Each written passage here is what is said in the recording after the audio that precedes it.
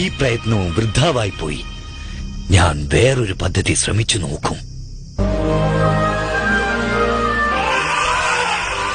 ഇതിനിടയിൽ മഹാരാജാവ് രാജശേഖരൻ മണികണ്ഠന് കിരീടധാരണം ചെയ്യുവാനുള്ള ഏർപ്പാടുകൾ ചെയ്തുകൊണ്ടിരുന്നു. പ്രിയപ്പെട്ട പ്രജകളെ, എനിക്കെന്റെ സിംഹാസനം ഒഴിയേണ്ട സമയം വന്നിരിക്കുന്നുവെന്ന് നിങ്ങൾക്കേവർക്കും അറിയാവുന്നതാണല്ലോ. അതിനാൽ മണികണ്ഠനെ അടുത്ത കിരീടാവകാശിയാക്കാനുള്ള ഏർപ്പാടുകൾ നാം ചെയ്തിരിക്കുന്നു. അപ്പോൾ മാത്രമേ കുറച്ചു കാലങ്ങൾക്ക് ശേഷം കുമാരൻ രാജാവാകാനുള്ള യോഗ്യത കൈവരിക്കുകയുള്ളൂ.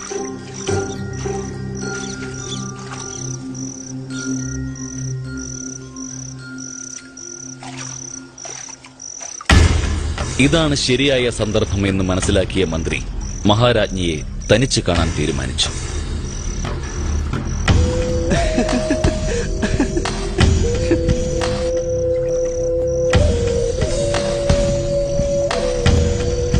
നമസ്കാരം മഹാരാജ്ഞി. മന്ത്രി, എന്താ ഈ നേരത്ത്? അവിടുത്തെ അനുവാദമില്ലാതെ അന്തപുരത്തിൽ പ്രവേശിച്ചതിന് മാപ്പ് തരണം. കാര്യം അല്പം ഗൗരവമുള്ളതായതുകൊണ്ടാണ് ഞാൻ ഈ സമയത്ത് ഇവിടെ വന്നത്. ആയിക്കോട്ടെ, അതിനു മാത്രം എന്തുണ്ടായി മന്ത്രി? കുറച്ചു കാലമായി അവിടത്തെ വിഷമിപ്പിച്ചുകൊണ്ടിരിക്കുന്ന സങ്കടം എന്താണെന്ന് എനിക്കറിയാം. ഇനി ഈ രാജ്യത്തെ ഭരിക്കാൻ അവിടത്തെ ഉദരത്തിൽ പറന്ന പുത്രനാണ് യഥാർത്ഥ അവകാശം. അവനല്ലാതെ വേറെ ആരെങ്കിലും രാജ്യം ഭരിക്കുന്നത് ശരിയായ കാര്യമാണോ? അവിടുന്ന് കരുതിയിരുന്നോളൂ. ഞാൻ വരട്ടെ. 12 വർഷം വളർത്തിയ സ്നേഹവും വാത്സല്യവും എങ്ങോ മറഞ്ഞുപോയി. തനിക്ക് ജനിച്ച മകൻ രാജരാജന്റെ മേൽ രാജ്ഞിക്ക് കൂടുതൽ വാത്സല്യമുണ്ടായി.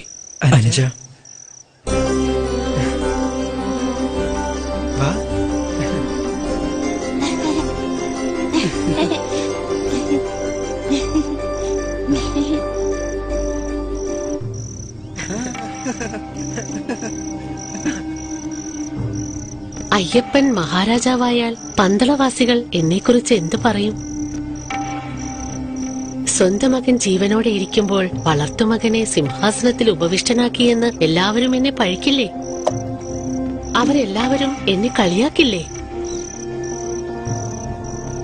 അതെ, ഇതിങ്ങനെ വിട്ടാ പറ്റില്ല. എന്റെ മകനാണ് രാജാവാകേണ്ടത്. ഇതിനെക്കുറിച്ച് ഞാൻ മഹാരാജാവിനോട് സംസാരിക്കണം.